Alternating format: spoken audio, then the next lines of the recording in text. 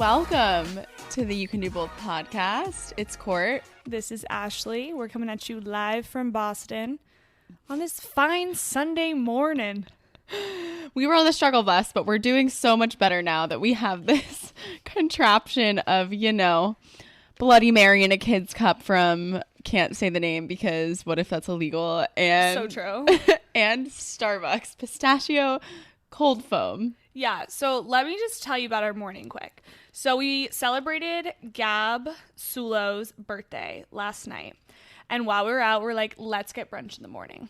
We stuck to our brunch plans. We went out to said place, got such good Bloody Marys and breakfast sandwiches. So good. Hit so hard. And then we were like, hey, what are your thoughts on like to-go cups? And she was like, we have some kids cups I could give you. And we were like, yeah, that's going to work. So while we're waiting, this lady, if you're not watching the video, go to the video right now. So we have these cute little kids cups, and she bent the straw like this. So adorable. Well, she was a little just ball of sunshine. She approached us, and it was like around the time where we were waiting for the check, and she had both of her hands not tied behind her backs, but like hypothetically speaking, like hiding it. Yeah, hiding. And she waited. She like created this anticipation. We were looking at her like, all right, what's about to be behind your back? And she pulls out these adorable little cups with bendy straws. Literally so cute. Then we snuck them out of the restaurant just in case because we didn't want to get her in trouble. But yeah, so kind of iconic. And then we ordered Starbucks. And let me read you my Starbucks order, even though Starbucks is out. This was just a special day. Yeah, it's like in our In and Out episodes. You know what's out? Starbucks. You know where we're going this morning? Starbucks. But we're doing like the pistachio moment. So also, if you were to click on iced pistachio latte on their Starbucks app, it will say it's $7 and something cents. But if you create your own latte, it's $5. So that is why Starbucks is out. But yeah, got a triple espresso in a grande cup, pistachio cream cold foam, 2 pumps of pistachio sauce, and a splash of almond milk. Sounds like a lot of pistachio. Yes. But it's good, right? It's really good. And then the other thing that I want to show you guys that just totally made my day was when we were in Starbucks. I didn't know that these existed. What do you call these? Cup holders? Yes. Like the to-go trays? Cup trays, maybe. They have them in like the 2-cup form. And genuinely, I've only ever seen this on Pinterest with the martini glasses. Oh. That's why I was so excited. Wow. So then this morning, Court and I each had our own one of these. We have our Bloody Mary in a kids to-go cup and our Starbucks coffee walking down the street like this. And if that's not how my Sunday morning looks, I don't want it. Yeah. No, it was perfect. Love. And for that reason, our Boston recommendation of the week is said place, Brownstone. Oh. We won't tell you the girl who had us. Just know that she, if you're listening, you made our full morning. Yeah, right.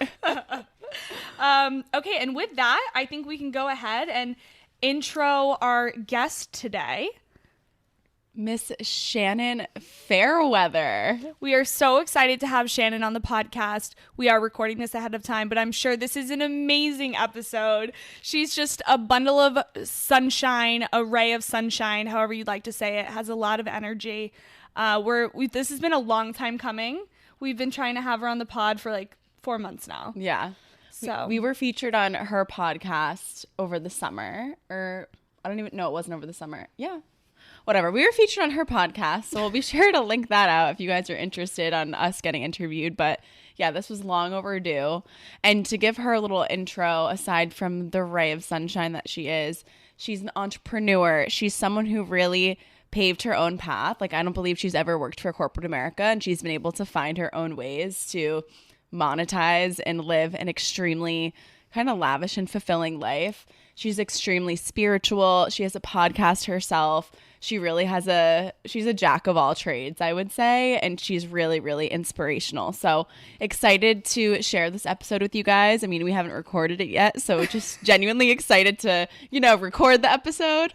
But we have a really good feeling about this one. Yes. So with that being said, we hope you guys enjoyed today's conversation. Welcome, Shannon Fairweather, to the You Can Do Both podcast. All right, Shannon, kick us off with a meditation. I'm really excited for this. Cool, yeah. I've been just randomly guiding meditations lately, and I find that I go a lot deeper when I'm either guiding it or someone that I'm with is guiding it versus like just sitting and closing your eyes. Because when you're sitting and closing your eyes, your mind can go anywhere and you can kind of just get lost. But with the guided one, specifically in person, I've found it very impactful. So hold on, before you get into it, am I closing my eyes for this? yes, of course. So okay. Close your eyes and just like, start to nervous. feel your body relax, feel your shoulders relax, and just begin to breathe slowly in through your nose and out through your mouth. Just get comfortable. Hear Courtney's breath. I'm sorry. Shut up, Ashley. Are these my thoughts or? Just take a moment to get present. When we start our day and get wrapped up in activities and people and conversations and our phone, we don't really realize how much energy we are putting out into the world and how little we're feeling within ourselves. So just take a moment to begin to really tap into that inner energy that you have as you breathe in through your nose and out through your mouth. Feel the life force energy in your fingertips, going up your arms, shoulders. Feel it in your chest, in your stomach, all the way down to your toes. And continue to breathe.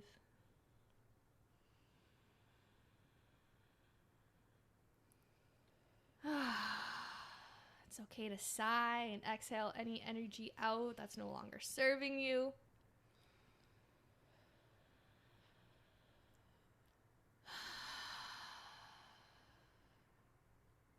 Continue to just feel that life force energy moving throughout your body.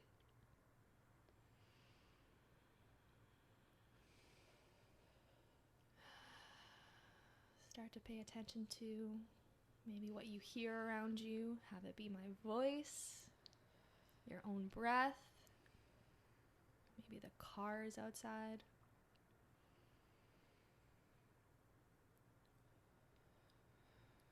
What are you smelling? Not the fishy apartment. I don't even smell the fish anymore. No, we are one with the fish. We've just got accustomed to it. Couldn't not. And just recognize how present you feel now. As we begin to bring some feeling to our fingers.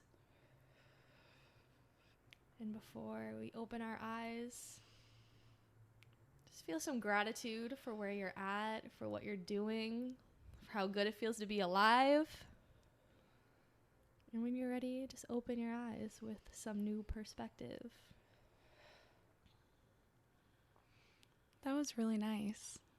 Feels good, right? I feel felt zen. divine. I haven't meditated in a very long time. I try to always get into it, but Yeah. what made you get into meditation? So when I met Daniel really got me into meditating, and he had me do Vision Lakhani's 6-phase meditation, which brings you through 6 different phases of gratitude and forgiveness and different levels of gratitude for your life, the people in your life, for your work, and then also how you want your day to go. So it's multiple different phases, and starting with that guided meditation really helped me just get into it. I tried to do it every day, and this was in college. Yeah. And so it always felt like a force, because meditating feels like a force for a really long time before you really start to... Yeah. It kind of starts to feel like a nap. And then I got off of it for a little bit and would do other guided meditations. And it's always just been a very sporadic thing in my life. And I'm finally at the point where it's something I do pretty much every day. And For how long? it varies, and meditation is such a word that has so many different meanings to so many different people, but just sitting by yourself with your breath is meditating. Taking some time to go inward is meditating, and journaling is a form of meditation. Laying down and closing your eyes is a form of meditation. There's all these different forms of meditation, but just taking some time to yourself. And I find when I start my day with meditation, my emotional awareness is a lot better. My presence is there, and it's like it's a cleaning of the slate in a sense. Yeah. And that's why I wanted to do it today, you know, because we've all been in all different places, and now we're really here in this energy for this podcast, like with intention. Yeah, and I feel like it also helped us have a clean slate for the podcast episode specifically, because we were just talking for like 2 hours. Yeah. So now it's like separating. All right. Yeah. This is why we're here. This is why we're getting focused. Yeah. I loved it. Have you heard of Joe Dispenza? Yes, I'm a huge Joe Okay, Dispenza fan. I want to listen to his meditations. The Skinny Confidential talks about it all the time, but he's supposed to be amazing. And I just want to experience what it feels like when you meditate correctly, when people are like, I am so, like, I don't know, getting those benefits of it. Whenever I do it, I'm like, I almost just fell asleep. Yeah, and it's kind I of... love a sleep meditation, though. Yeah. Oh, yeah, those it's a are great good. way to relax. And it's just really relaxing, you know? Yeah. So something that helps me is taking these expectations off of what a right meditation is, because sometimes you'll sit down and you'll be like, okay, I'm going to hang out with my breath and I'm going to meditate. And then your mind goes off in a certain way. And it's really just bringing that attention inward and recognizing where you're at. And then once you are meditating in a way that you have a bit more control of your mind, you're able to release certain emotions and bring in more gratitude or presence. Or like when Daniel and I get in fights, like we'll often like take space, like I'll do a little meditation, like we come back and we're so much more level-headed.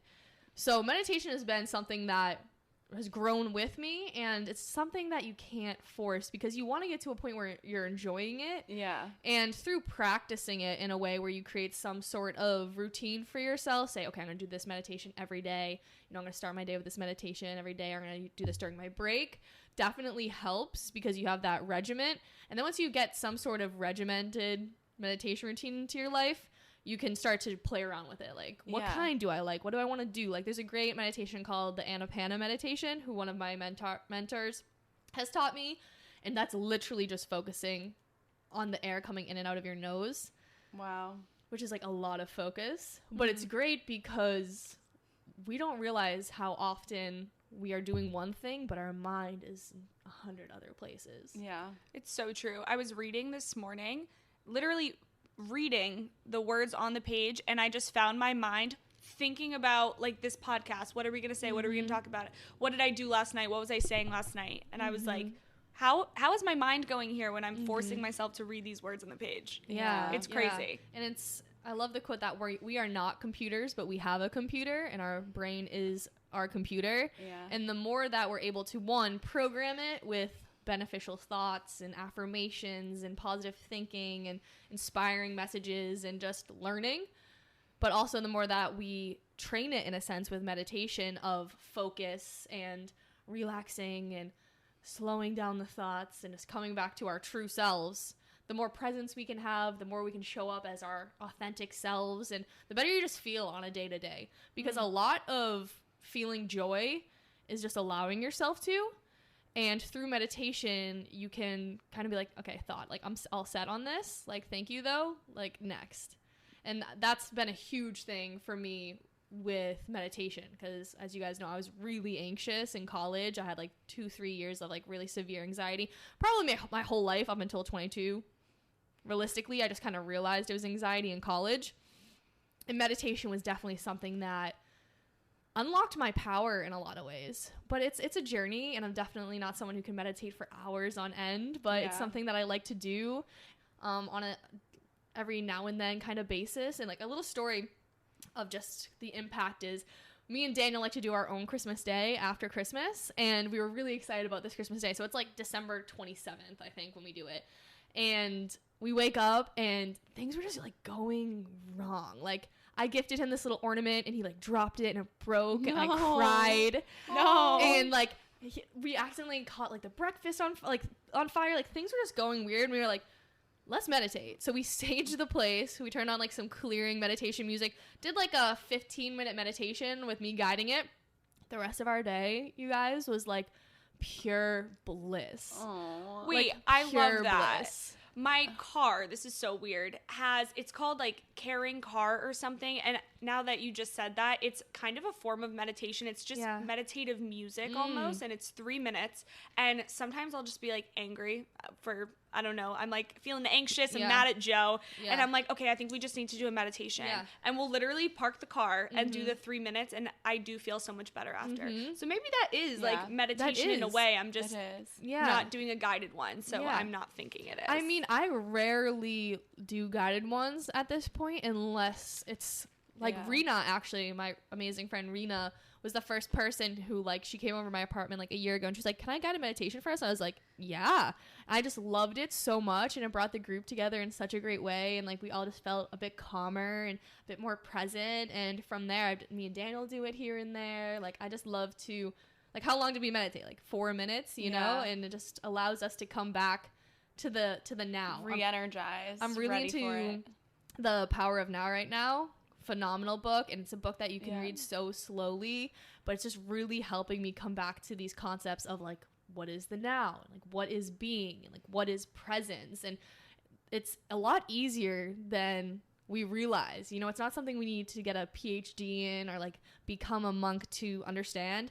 It's really just unlearning a lot of fear and guilt and negative emotions, and just again allowing ourselves to appreciate like what's right here. I feel like I need to read that, as my word for the year is present. Literally. You should. Have you not read it yet? No, this is I my haven't second either. time. It's been on my list for a while. So I recommend with any book, but this book specifically, reading it but also getting the audiobook.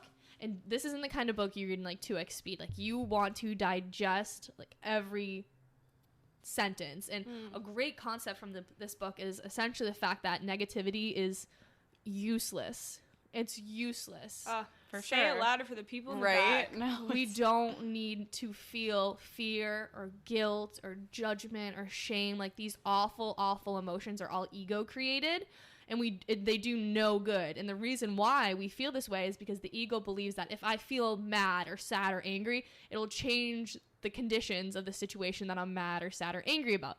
But that's not what makes things better. Feeling good is actually what makes things better. You know, having compassion for yourself or having presence or unconditional love is what actually allows you to move into solutions. And the fact that we think resisting any moment is going to change it is insanity. So resisting the now, resisting what is, resisting the fact that it's winter. Like, I could be like, oh, fuck Boston, like, it's so cold and miserable. Like, no, you can tap into it and, oh, I can get cozy, and like, it makes you stay inside. Like, yes. And that's just a small thing, but the book really comes down to the fact that any form of negativity or resistance of what is just an insane way to live, and this isn't something we're taught. So I just find it so interesting. That's The Power of Now, that book? Yes. Okay, I feel like I would literally love that. We talk about the power of positivity all the time. Low-key, we could even like dive into that if we wanted to just like talk about topics, because I feel like that's something all three of us are very passionate about, is like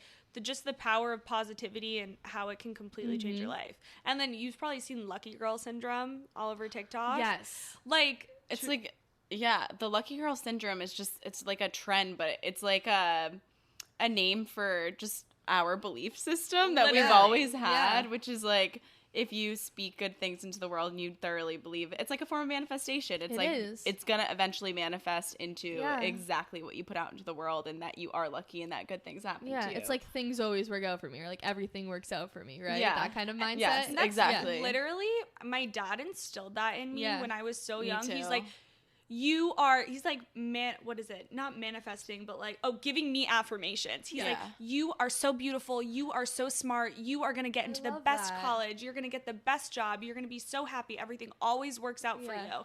So because like my idol is telling me that, I just naturally grew up like, I am so pretty. I am so smart. Like, I am so confident.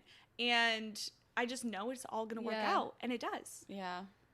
That's such great programming for you. It is. Such and great he probably like like didn't even realize the impact that he was having at the time, because like honestly, like men, especially our parents' generation, they don't think about manifestation and spirituality and affirmations as what it is, but he was probably like, this is what I want my daughter to become, and like he literally made it happen because he truly believed it. Yeah. You know? Yeah, sometimes it's easier to give those kind of affirmations to other people than it is to ourselves, and that's why how we grew up and how we were programmed is so important, because those belief systems create our entire reality. Literally. No. Oh, how do I make sure my babies grow up just like I did? That's like same way. They will, because that's your belief system that you'll instill on them. Yeah. Do we think that's why negative people are the way they are? I was they were, just like, gonna say that. up. I was just gonna say that. Yes. Yeah, everyone's doing the best with the information that they have. Nature versus nurture, for sure. Like, they both like play a part, but I'm thinking about the people that I've experienced in my life that were not as positive, and you know, bad things always happen to me, like blah, blah, blah, blah. I've, like, noticed it within their parents as well. Yeah. And that's just, like, that stinks. Like, that is something that is so hard to unlearn. Yeah. And so it takes, like, a lot of, I don't know, like, energy and, like, mindset shifting and intention to think that way. So I'm so happy that it's becoming normalized. It's about time. But it's really hard to shift it, but it also can be really easy once you recognize the impact it can have. Because for me, like, that was my life. In college, I was so incapable of dealing with struggles, or what I thought were struggles, you know, like getting locked out of my car, or, you know, like doing poorly on a test, or having anxiety and all of these things. I would really get so upset, and I'd go to my mom. My mom would always solve it for me. Like, she was like my little problem solver my whole life, which was amazing, except for the fact that I didn't really learn how to... Double-edged sword. Yeah, I didn't really learn how to rely on myself or problem solve for myself, because I always had help. And that kind of caused anxiety, because I genuinely felt like I couldn't rely on myself, which was really frustrating. And that was why going abroad changed my entire life, because although I was fucking terrified to go, I was so scared. I cried every day. Like, before going, I told my mom I didn't want to go. My dad didn't think I was going to get on the plane, which was so valid. I was coming home from school like 3 or 4 nights a week. My mom was picking me up in Waltham 3 or 4 times a week. We'd go to Wegmans, we'd make a salad, we'd go home, we'd watch Survivor. Like, that's what we did. That was like my safe space. That's so crazy to me, because like we obviously didn't know each other in college, but like to think that that's what you were going through, but then from the outside perspective, I would have had no idea.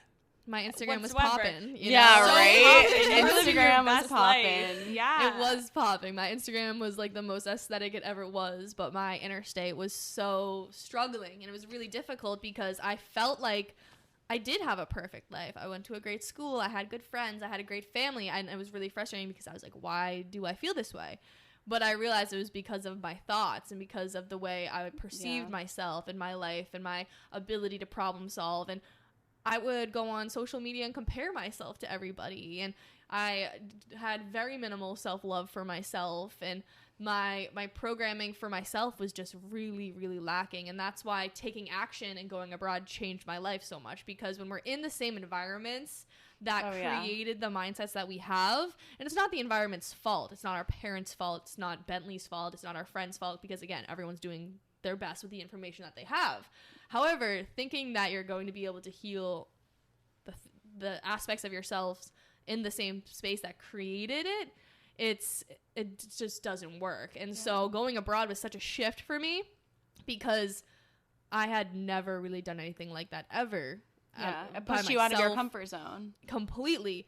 And for a long enough time that I could figure it out too, I was like, okay, I'm not here for a week. I can't just be miserable for a week. And like, when I didn't study abroad. I went to Barcelona to visit Christina my sophomore year spring break. And that was probably the most anxious week of my life. Like, I was miserable. Like, I got there and like we were like clubbing until like 4 or 5 a.m. and I was just having like, I was really, really struggling. I had just started Prozac. Like, it was really difficult. This was before you went abroad? Yeah, this was sophomore year. And then junior year, I went abroad. And while I was out there, it's not like I got to abroad. I was like, yes, like, I'm healed. Like, no. Like, I got like a month and a half in, and I was kind of like, okay, like, I don't need these Prozacs anymore. And then like a little bit more, I started to feel like a bit more confident in myself. I realized I wasn't calling home as much. I realized I was okay spending more time alone. And from there, it just really evolved. You know, dating Daniel made a huge impact on my life. He introduced me to spirituality, Bob Proctor, manifestation, meditation, all of these mindset things. And I got back from abroad and I realized traveling just basically saved my life. Like, traveling was so huge to me because I came back and I was just more independent. I was much more able to handle my emotions, and like nowhere near where I am today, but a whole lot better. You had the luxury of traveling abroad, studying abroad.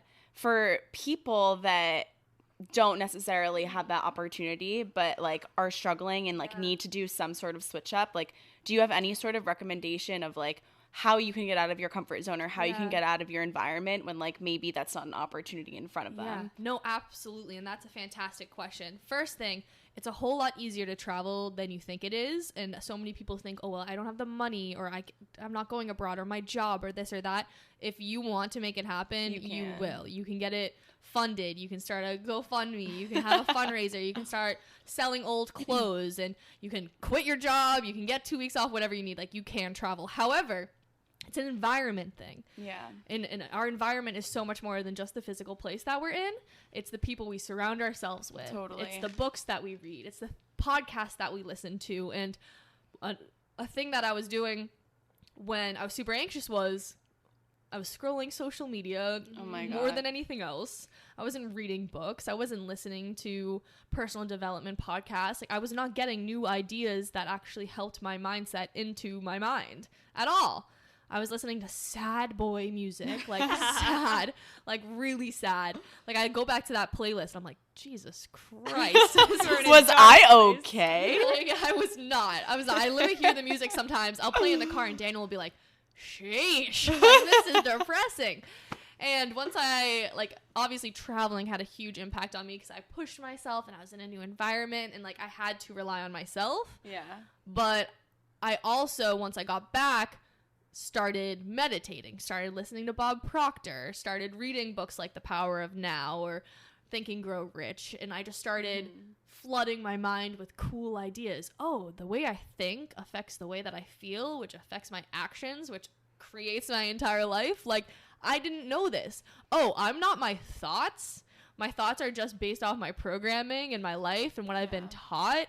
Like, that was crazy to me. Oh, my thoughts aren't me? Like, these things were crazy. So I really got obsessed with the concepts of the mind and utilizing it to become a better version of myself. So when it comes to environment, and if you can't travel or maybe you have a certain job or you're in school, whatever it is, content, podcasts, check out mine, Doing the Most podcast. We talk about a lot of phenomenal ideas on, like, all the time.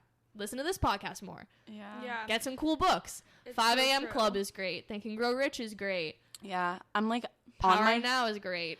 I'm on my phone right now because I'm trying to find this podcast that I haven't listened to in forever, but it talks about, it's called Unfuck Your Brain. I've heard of that. So I have been very blessed with like mental health and wellness. Like, I've always been an extremely positive person my whole life. I've had a lot of the beliefs that are now becoming normalized, and it was because of where I came from and how I was raised, I believe. And also, I don't know, there were a lot of things. But in 2020, when the world stopped, as most people probably experienced as well, like, I felt like very purposeless in life because I'm the type of person that go, go, go. Like, I will be vice president of recruitment for my sorority. I will make sure that I do well academically. I'll be involved in X, Y, and Z. Like, I've always been on auto drive. That's how I prefer to live. And so when the world stopped, my mental health, like, declined. Yeah. And this podcast explained everything that you're talking about. And I didn't realize that, like, I was thinking about it as you were talking, like, what was that shift for me when I felt like I was in a negative place to, like, make me aware of all the things you're saying? And it was Unfuck Your Brain. It's, like, a psychology and scientific backed way to, like, rewire your thoughts. And, I mean, I'll, like, link out to some episodes. But sorry, I just had to interrupt there for a second. It was, like, an awakening moment that, like, you also don't need to shift your entire environment, like go abroad like that. Could literally just be exposing yourself to different things. There's a kid coming on our Guatemala trip who reminds me a lot of my younger self in the sense that he dropped out of college because he's really anxious. He struggles to go out and socialize because he's really anxious, and he wants to come on this trip, and he booked his first flight, but is struggling to commit because of his anxiety. And we've hopped on a couple calls with him, and he's like, every time I talk with you guys, like, I feel good about going. But then we hang up, and I immediately start freaking out. And the reason why he feels good when he's talking to us is because we're able to see where his mind's at, so we're able to help him navigate through it. So something I said to him yesterday, I was like, imagine you have 2 plants in your mind. One is this negative plant that is telling you, you can't handle this, you're gonna freak out, something bad's gonna happen, you shouldn't go, you're gonna embarrass yourself, and you, the real you, is watching this negative plant, but can often get really identified with this plant and think, oh, I'm thinking this is me, I can't handle it. And the more we pay attention to this plant, this identity, the more it grows, and the more it becomes our truth. Versus if you recognize a thought like that happening and you're just like, nah, I got this, and you go into your positive plant and you look at the positive plant, and the positive plant's like, no, like, this is going to be life-changing for you. You can handle this. You can do hard things. I can do this. That plant grows. And it's just a matter of recognizing which part of yourself you're tapping into, and it's training. It's training your brain. It's training your brain. Confidence is training. Self-love is training. And it's something that is super easy to tap into, but it's something we constantly have to practice. It's like meditation. It's like the more you do it, the more comfortable you are with it, the more natural it is to kind of get in that state. That goes for anything in life. Like, you need to just put intention behind it and put energy towards a certain thing. And whatever you put energy towards, if it's negative thoughts, if it's positive thoughts, like, whatever you choose to put energy towards is what's going to manifest and grow. I'm so passionate about this because of the impact it's had on me.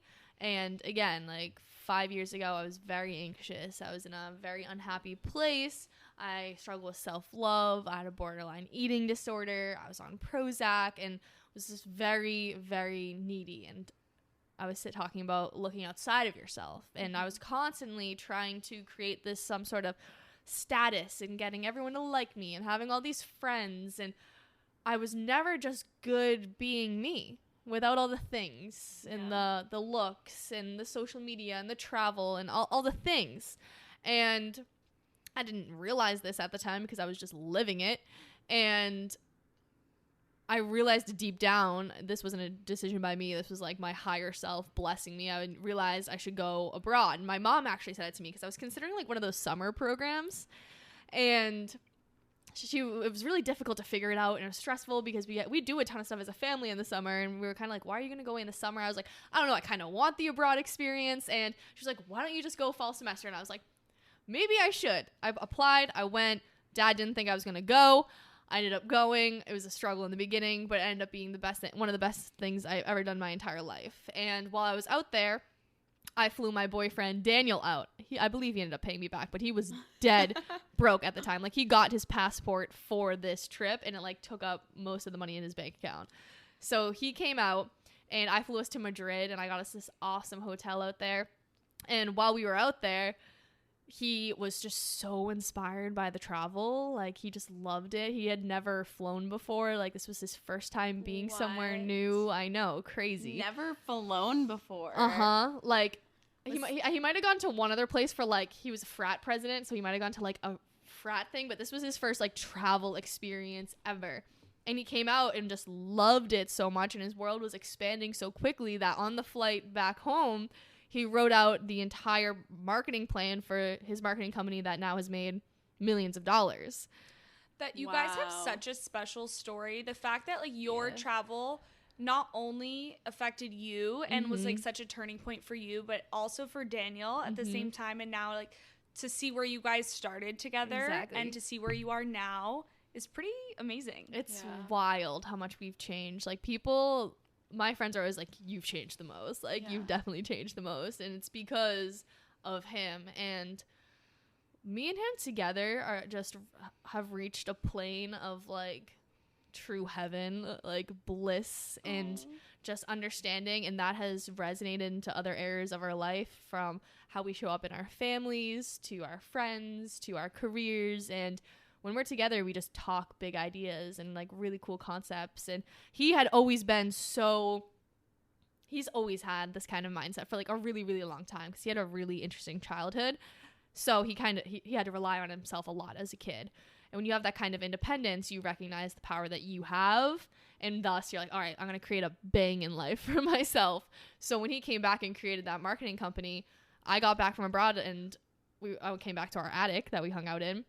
And I started in the attic. Dirty. And like, wasn't even like a big attic. No, it was like, so essentially it was a 3-bedroom house with 1 bathroom, and like it was a downstairs area, and then stairs with like 2 teeny bedrooms upstairs. One was his brother's, and they were renting it from this dude named Riley, $500 a month.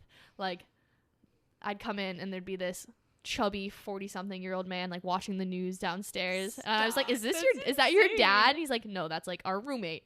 That's a grown-ass man. Like, shut up. And I would like come over and like sleep over, and I'd like go downstairs to pee and like walk by Riley who's like watching the news. Yeah. What? Crazy. And he's my first boyfriend too, so this was like a lot. Oh my god. I didn't know He's that. your first boyfriend? Yes, he's my first real boyfriend. Yeah. Like real true love, first like real sex, like real. Yeah. Yes. Everything else before that was just like a drunken blur. Yeah, completely. So I got back. He had started this marketing company, and I was like, what is this? He was making money, and I was like, teach me. How did he even get into it? So he'd always been interested in marketing because he studied marketing at Bentley. And so when it came to, he was making music after college, and he was broke, and he realized, why am I pursuing music if I can't even really pay rent? It's and draining me. you start relying on your creative pursuit to make you money, and it just doesn't work out. So then he decided, I'm going to get super successful after traveling so that I can do the things I want to do. And he'd always been into just certain like business influencers and like learning from certain people. So he really got into like lead generation and learning what that was about. And he has like a really obsessive mind. So when he gets into something, he can like learn a lot about it quickly and like conquer it. So I got back from abroad, and he was making like a couple grand a day, and I was like, what is going on? And then he had like a 40 grand a week, and that's when we were like, okay, this is crazy, teach me. So then he taught me, and he helped me get clients, and we just traveled for 2-3 years or so. And we were making money from our laptop, and we were traveling, having a grand old time. And that's when we were like, this is the life. Like, we gotta teach more people how to do this. And we were also craving more like creativity in our life. So that's when we started doing the most. And it started as like a sweatshirt brand, and kind of just like mindset and freedom and traveling and entrepreneurship and tie-dye hoodies. Like, that's really all it fucking was for like 6 months. Hoodies. And comfiest hoodies ever. Like, don't get it twisted. They're awesome. And I kind of just started this brand, just like a brand. And it really resonated along the mindsets that Daniel and I have. And from there, I decided to start the podcast and sharing those ideas and talking about freelancing and entrepreneurship and freedom and mindset. And our life just keeps getting better. Like, it just keeps getting better. And I feel really blessed for a lot of the experiences I've had and the things that I'm learning and the people that I meet. And that's what I share on the podcast. And then we evolved into like, okay, let's take this to the next level and create courses. So then we created Doing the Most University and started Daniel's 6-figure freelancing course, which has been amazing, and people are making money with it. And now it's evolving all the way to the retreats, which allows people to get involved with the university and learn from us on the podcast, but then actually like meet us in person and integrate what they're learning through talking to us. And we're doing one-on-one coaching with that. So I feel like I love life. Like, yeah, I mean, you live a very like luxurious, beautiful life, and you're also have a really great mindset around it. But I think before we like dive into that, did you always know that the corporate America life was not for you? I originally wanted to be like the next Maria Menounos. I wanted to be on Entertainment Tonight, like an entertainment reporter. I could literally see that for you. Yeah, exactly. I did Dirty Water Media starting at 13, so that just kind of seemed like the path. And my parents were involved in media, obviously owning Dirty Water, and my mom got me involved really young, and I was very outspoken, so it seemed just like the thing I wanted to do. I wanted to go to BC for communications. That's like what I wanted to do, and then I wanted to be entertainment reporter. But the older I got, the more I realized that I really don't give a fuck about celebrities and their life and stuff like that at all. Growing up, I did just naturally, but I just really don't care about that anymore. And then when I got waitlisted from BC and then denied. I was so upset. Ended up being one of the best things to ever happen. And then I went to Bentley literally because it was close to my house. Like, I just wanted to be close to home. My mom's like, my mom applied to Bentley for me. No way. Yeah. Like, I barely even knew what it was. She's like, oh, you got into Bentley. I'm like, okay, I'll tour it. Some kids from my school were going. So I was like, that made me feel comfortable. Toured it. Really liked the campus. They had a major called Information design and corporate communications. That's what I graduated with, but I think I went creative industries first, and that kind of felt like communications to me. I was like, okay, this will work. So then I went there, and growing up, my parents just never had real jobs for the most part, and I think that definitely played a large role in me wanting to be entrepreneurial. Because define real job. Do you mean 9-to-5 job? My mom had a 9-to-5 job for maybe 2 or 3 years when I was really young, but other than that, like, they were always around. They were at all my soccer games, my dance recitals, home after school. Like, we went on 2-week vacations, and like, both my parents still do whatever they want all the time. Like, my dad's going to Florida tomorrow. Like, they do. My dad goes to the Super Bowl every year. Like, my mom's going to Florida all of March. Like, they've always just done whatever they wanted. I feel like I almost didn't even know. I feel like I didn't even know what a 9-to-5 was for a really long time. I honestly didn't. And then once I went abroad, that really solidified, okay, like, I can't get a 9-to-5. How am I going to travel? How am I going to do the things I want to do? You know? It's like what we were talking about in the beginning when, like, the power of positivity, like, your dad manifested pretty much or affirmed, like, you're smart. You're going to get a good corporate job. You're going to do this. You're going to do that. Whereas your parents were like, you can do whatever you want. That's what they were programming into my you. dad wants me to get 9-to-5 still. For real. For stability and for like, what is it? He thinks I would crush it because I would. I'd be the best thing to ever happen to a company, like, no doubt. He's like, he could see me as like the president of Apple or something. You know, my dad doesn't understand me in a lot of senses, and that's okay. Like, he kind of puts me in this certain kind of box of like, Shannon, she's my only daughter, she's my little girl, she's super positive, and she's a little fucking weird. Like, that's like how my dad sees me. Like, I have my blue light glasses, and I meditate, and I have my sage, and like, I don't eat processed foods, and like, literally, my dad's this Boston dude who like drinks a lot. Boston Irish dude, owns a bar. Like, he doesn't understand me in a lot of senses. So we're really close. He's actually coming over for dinner tonight. He's awesome, but he just doesn't get me in a lot of senses, and he's confused by me. I've always been kind of a lot, and so it's hard for him to understand certain aspects of myself. So he's like, you should get a job, you should do this. And he's always been like, you guys gotta work, work. And honestly, like, in more of a like nose to the grindstone, get your hands dirty kind of way. And it's like, we live in a world now where you can utilize the things you like to do as a career more than ever. There's so much opportunity now. You can take knitting and make it your entire life. You can. Hence, this beautiful blanket. Find it at www. This ad is brought to you by. Wait, so I feel like that's really important what you just said. So for people that are listening are like, I don't want to go the corporate route. My parents are pressuring me. Like, it takes a certain type of person with a lot of confidence to kind of go against that. So do you have any advice for people that kind of feel stuck but would prefer to live more of a life that you do? The most freedom I got from my parents' mindset happened once I moved out, once I proved I could pay my own rent and I could do my own thing. So if you're trying to live a certain kind of life entrepreneurially or start freelancing, or you just cannot go the 9-to-5 route, prove that you can make it happen in another way. Prove that you can sustain yourself, because all our parents want us to be is taken care of and safe and provided for, and that's where their mindsets come from. And I want you to do this and have insurance and all this stuff. Like, if you prove you can take care of yourself through doing it your own way, they back off. And actually, this is a funny story too. When I first moved out, I didn't even tell my dad that I moved out. What do you mean you didn't tell your dad? I did not tell my dad. So one day he just came home and you weren't there? He thought that my boyfriend got a place and that I was just there a lot. Because I was like, I couldn't have told him. He literally would have been like, no. We went through a really interesting stage of just like me finding myself and not being like, because Daniel's my first boyfriend, so I'm the only girl. Here's my first boyfriend. Now moving in, like, it would have just been a lot. So it was easier for me to say, Yep. like, my boyfriend has a spot and I'm there a lot. But then my dad was like, why is she there all the time, to my mom? Oh, my God. parents have a very honest, just interesting relationship. They were together, and why is she there all the time? Like, why is she home? I was like, she's paying rent. That's right. She's paying rent to live there. It's her place too. And then he found out, and it's just, now we're a lot more honest with each other. But, you know, growing up is weird.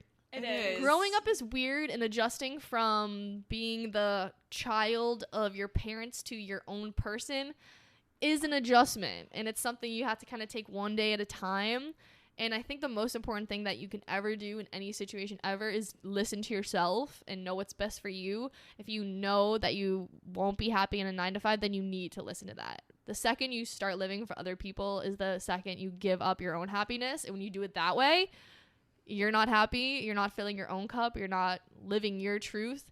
You don't show up for anyone the way you want to. Nobody wins that way. Yeah. Nobody. Okay, I think our last topic we want to chat with you about that I'm personally interested in is your spiritual awakening that you just alluded to. Like, how did this journey kind of start for you? Yeah. Because that's a side that I think both you and I are Wanna dive, interested yeah. in kind of tapping into a little Yeah. bit more.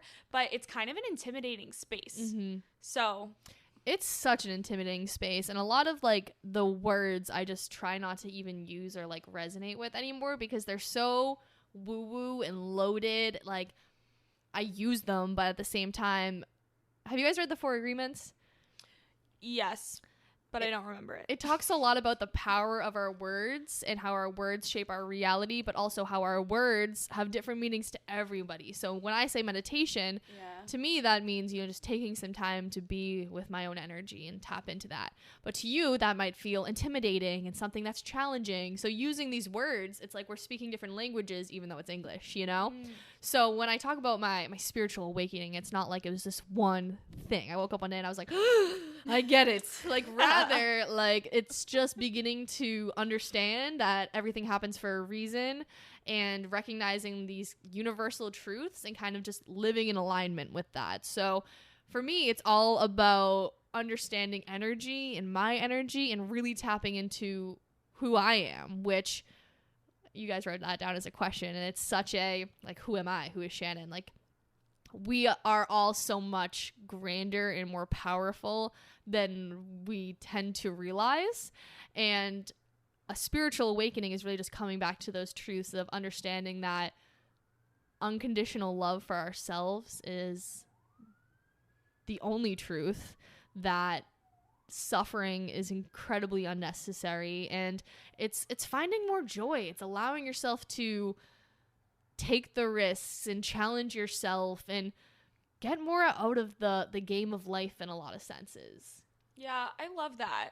And it is kind of such a simple thing when you think about it. It's just like, well, I don't know, be one with yourself and like have some reflection on like focusing on how you feel and less about on the future and like all of that. But it's like, I don't know. So what are the resources? It's the meditation, it's the books, it's the spending time alone, and then maybe like disconnecting from social media a little bit. It's removing distractions in a lot of senses, because some people live their entire life distracted by frustrations and the news and what's going on in gossip and other people and relationships and starting fights and drama to identify with something and feel something. And again, it really comes back to getting out of our own way and just feeling gratitude for real, joy for real. And the more you allow yourself to be happy, the more you are happy. And that sounds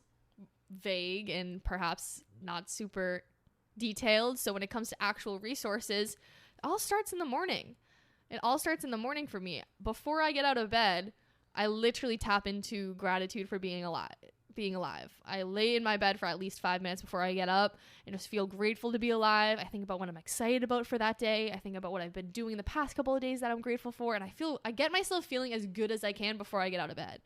That's one thing.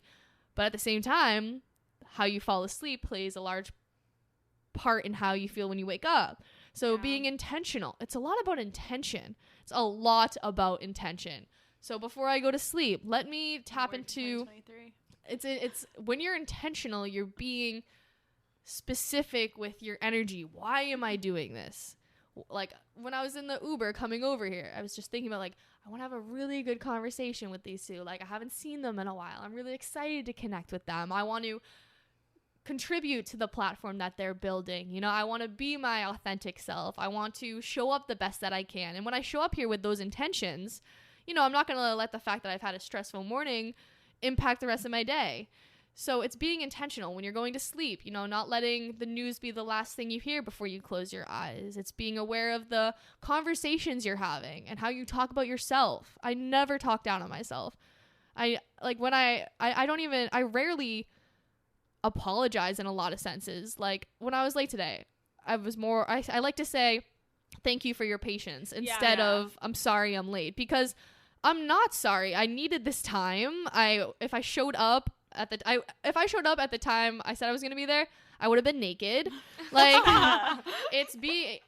I see people text me sometimes like, "Oh, I'm such an idiot. I do this." Like when you say those things, like you believe it. So it's just being intentional. Like spiritual awakening sounds so out there and so intense, and like moments like with awareness can be intense. I like the for sure. intensity of it though. Me too, because it's magical. It is, yeah. It's really magical.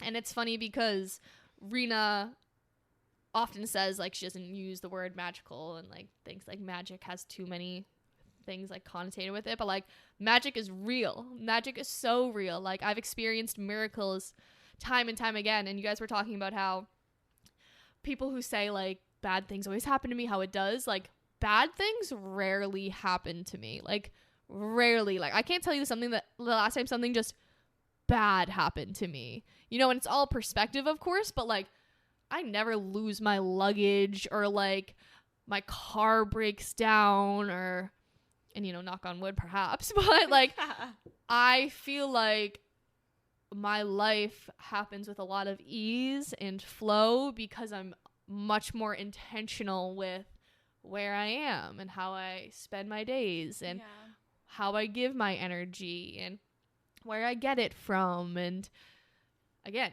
how I go to sleep and how I wake up and how I talk to the people that I love, and just constantly checking in with myself and just saying, okay, where am I at? What do I need? And that's helped a lot. I love that. I feel like every time I see you, I'm like a little sponge right now, and I'm just absorbing all the things that I know and that I try to put my energy towards, but sometimes you just fall into old habits. So I don't know. I'm going to leave here so energized, and I'm so excited. I feel like you're an embodiment of like all the things that have been on my like to-do list or like my goals. Like I want to get more spiritual. I think that word is like a little intimidating. Like you said, Ash, like I have talked about this a bit, but the last like 6 months of last year, I was in overdrive, right? Like I was just very much saying yes to things, riding the wave, the upward slope of opportunities that were coming to me. And when that stuff happens, it's very easy to like lose yourself. Yeah. And I was telling this to a friend that I made recently. She's a spiritual healer is what she like names herself. But she is a sound healer nowadays. Cool. Like she does a lot of sound healing for high performing people. That's awesome. So CEOs, she has like contracts with like big corporations, and she's like, it's not even the actual act of specific, like it doesn't matter what you do basically. It could be sound healing, it could be meditating, just sitting in silence, it could be journaling like you said, but it's like there are things you can do when you are in auto drive or overdrive that makes that possible.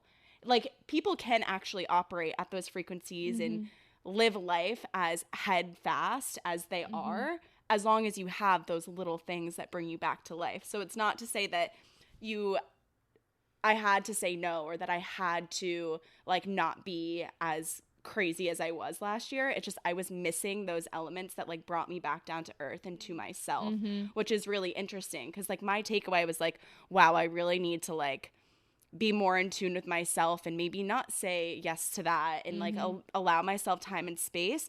But the reality is I just need to create time and space within the actual routine and time of my life where things are going super crazy. Yes, so that's exactly. a trait that you have that I really, really am excited to tap into and use you as like a mentor to make sure that I like keep myself accountable. Yeah, and I just want to say that I'm not perfect with this stuff at all. Like, I still get upset and I have emotions where I know I'm so acting like out of my ego, and I feel pain sometimes, and it's really difficult because I do all this reading and meditating, and like we're still humans. Yeah. And the reason why it resonates so much with you guys, it's because it's just the truth, you know, these deep knowings that we all have within us, and I'm just reminding you of what's already within yourself. But, you know, I definitely have days where I don't meditate, or I go 2 weeks sometimes without exercising at all, and it's like, we are humans and we have seasons of our life as well. And something I'm just getting better at is accepting the season that I'm in, even when I'm in a low place. And the Power of Now talks about accepting your negativity, accepting that you don't feel great, like accepting that you're sad is a great way to transmute through suffering. When you accept where you're at, because things happen, things are stressful. And if you accept that something stressful is happening or something sad happened and you can be with it, that reduces the suffering and allows you to have so much more acceptance of it. But when it comes down to it, like, being a human's tricky. Like, it's tricky. You can feel good and you think you got it and you think you're doing the right things and like your life's awesome, and then you're humbled entirely. I'm humbled all the time, like all the time, from even self-confidence standpoints and how I feel when I'm taking certain photos or videos or watching myself on the podcast or waking up and just not feeling my best. Like, being a human can be hard. It's a fickle bitch in a lot of senses. Like, it's very fickle bitch. It's name very, of this episode. It's like the ocean, you know, ups, downs, waves. And another great Power of Now quote is to be like a deep lake, in the sense that on the top of the lake, things go on all the time. You know, there's stressful things and waves and wind of emotion, all this stuff that goes on. But deep down at the bottom of the lake is peaceful. It's not moving. And within us, there is this deep peace. And the more that we can just stay in touch with that as much as possible, the more we can show up at the top. Exactly, as peaceful. And you know, things are always going to go on. Things come and go. We die. People die. Things come and end and grow and change and shift, and you get stressed and you have to deal with difficult things, and people can be mean and put their emotions in you. Like, there's a lot. But if you can keep, just as we started this meditation today when I said bring the energy back into your body, the more we can be within ourselves and our energy and tap into that peace within us, the more that we can show up how we want to show up and not be so affected by everything going on. Yeah. Because things are always going to be going on. Always. Life moves fast. Things change. And the more that we can tap into ourselves, the more we can just enjoy the ride. And like, that's what it's about. None of this is that serious. Like, it's really not. It ain't that deep. It's really not. You know what it never was? That's serious. It was never that serious. It was never. But you want a podcast be without a TikTok quote, right? Do you want to know how I make money? I know you said that. Yeah, I do. I feel like this is who is this girl? Yeah, it was like, this is the one loop that I feel like needs closing here. Just like, people, you've basically like given your wisdom, whether you want to understand or believe that that's what you just gave on this podcast. I'm just regurgitating like books and yeah, but it freaking works. Like, so what I've taken away from this so far is like, you need to take space for yourself. You need to get out of your comfort zone and travel. And I also want to say, like, getting out of your comfort zone doesn't need to be travel, but the reason I think travel is so transformative is because it gets you out of your environment. It makes you realize that there's so much more to life, especially in like Europe and places that are not as Americanized. You notice different cultures that do not have the normality that we have here of like a 9-to-5 corporate job and a hustle culture. And then also just being introduced to new people and like talking with people, understanding different mindsets. Like it brings me back to like Eat, Pray, Love, that like movie and book, like whatever. So that's travel. So it doesn't need to be travel for you, but getting out of your comfort zone, getting out of your environment. And then also like putting in routines and habits and energy and intention to make sure that you can do whatever your heart desires, whether it's a corporate job, whether it's not. And one thing that we didn't get to touch on yet is just like how you don't work 9 to 5. You created your own business. You're an entrepreneur along with Daniel. Yeah. Tell the listeners about what it is that you actually do that allows you this freedom to travel and like this financial stability. Yeah, great summary and great question. And to just tap into money and, you know, financial freedom, it has been, just as travel has been, one of the most spiritually awakening aspects of my life. I literally do whatever I want to do whenever I want to do it. I create every single day how I want to, for the most part, except for my family, you know, be here, do this, birthday, little event here. But like, I intentionally choose every single thing that I do. When I was in college and working, you know, as a brand ambassador for an ice cream company, like I had to be at the Scooper Bowl for 4 days straight in 12 hours. Like I had to, and like that wasn't my choice and I didn't look forward to it, but I really don't have anything on my calendar that I don't want to do. There's not a call or a meeting or an event that I don't want to be a part of. And it hasn't always been this way, but freelancing to me has always had some aspect of fun. So when it comes down to how I first started making money, it was marketing, online marketing, lead generation. So essentially what that is creating online advertisements to drive leads to, I was doing solar. So people who were interested in solar companies, but a lot of people need lead generation, all different home improvement companies. It's essentially finding people who want services or products that they can then have salespeople call. So is it like SEO? Like how would you differentiate? So it's like, know when you're scrolling on Instagram and Facebook and you see ads, and it's media. It's paid ads. It's paid ads. It's copy. It's testing photos. It's testing different audiences, and you build it all on the business manager, either on Facebook or Twitter. So those are like the real specifics of it. So I started doing that when Daniel started doing that. So Daniel left Europe when I was abroad, and that's what he started doing. He started doing lead generation, and he was making a ton of money, and I was like, teach me. And so he taught me. We went to Australia, New Zealand, and he taught me. He helped me find some clients, as well as he moved past some smaller clients and gave them to me. So I just got a ton of opportunity right away. I was super, super blessed. And we were only doing marketing for, like I said, like 2 or 3 years and traveling. And it was amazing because for a while, and we go through these phases of our life where like all we want is like, I really want a significant other, or like, I really need to get healthy, or like, I just want financial freedom. And once you fill these cups, or like me and Daniel call them the pillars, once you fulfill these pillars, like you recognize what other pillars of your life could use some love. And once we started making money with marketing, we knew we wanted some creative outlets, and that's when I really dove into doing the most.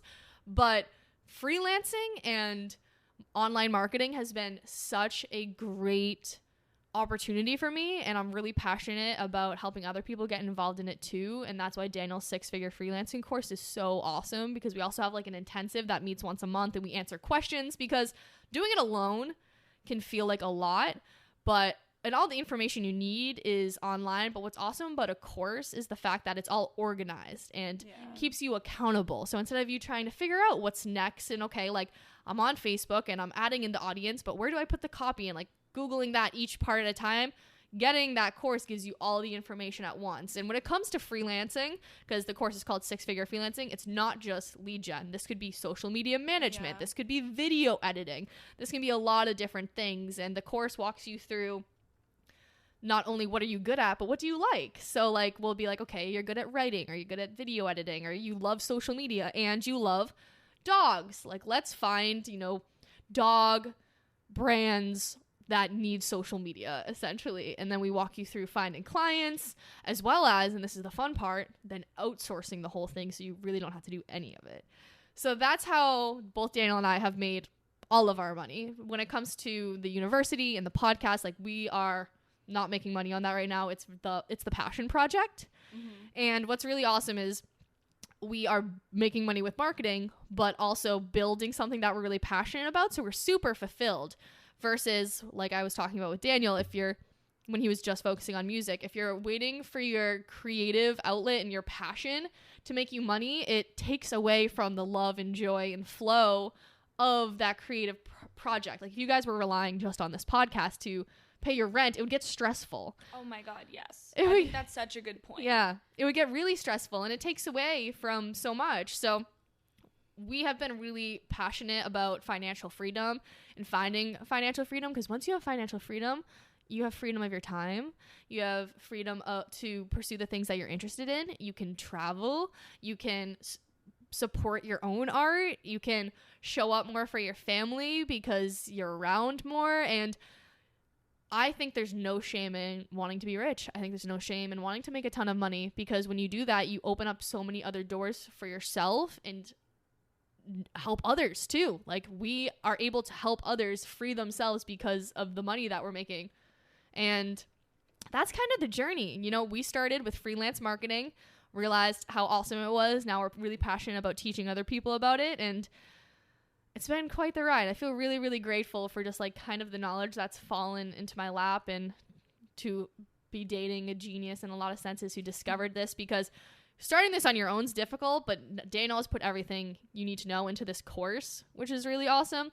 If you're interested, either check out my Instagram bio, Doing the Most University. You can DM me. We can probably also put it in like the show notes as well.